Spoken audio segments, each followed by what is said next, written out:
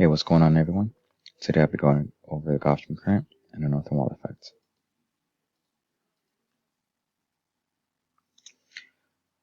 The Gulfstream current.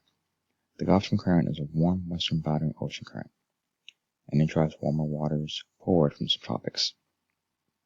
One of the driving factors from this current system is the southeast trade winds, which push warmer water from the Caribbean into the Gulf of Mexico and into parts of the Atlantic.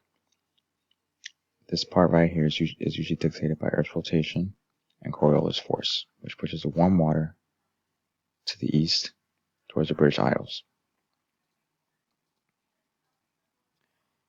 And as it reaches the British Isles, the water begins to cool down as it mixes with a more colder climate. So it cools down and becomes colder, and it's brought back down as part of the thermohaline circulation system. And the remainder warm water will reach the European countries like so. So not only is this important to drive your European climate, it's also important to drive the climate for the rest of the world as well. So we have what's called the northern wall effect. This is a high wind and wave event that occurs along the northern edge of warm, fast western boundary currents, such as the Gulfstream current, which we have depicted in the graphic. Sharp temperature gradients, and one of the most notable cases will be the east of Cap Hatteras, which is right here. Give and take, this direction is depicted on the graph. So it can be broken up into two scenarios: the opposing flow and perpendicular flow.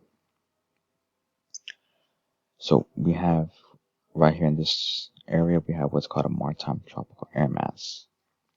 So this region is usually relatively warmer water. And on top of it, we have what's called a maritime polar air mass. So this region right here, maritime is over water,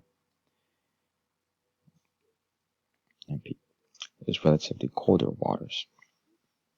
And with opposing wind flow, all it really is just we got colder air coming from a different opposite direction as our Gulfstream current. So we're going to encounter some sort of high winds and steep waves. But the perpendicular flow is way more dangerous because we have these two colder areas again from our maritime polar air mass, bringing in cold water right here, and we have our warmer water right here, our maritime tropical air mass. And we can see how we have, there we go, such a sharp temperature gradient. So this instability will be fundamental in the development of low pressure systems or cyclogenesis.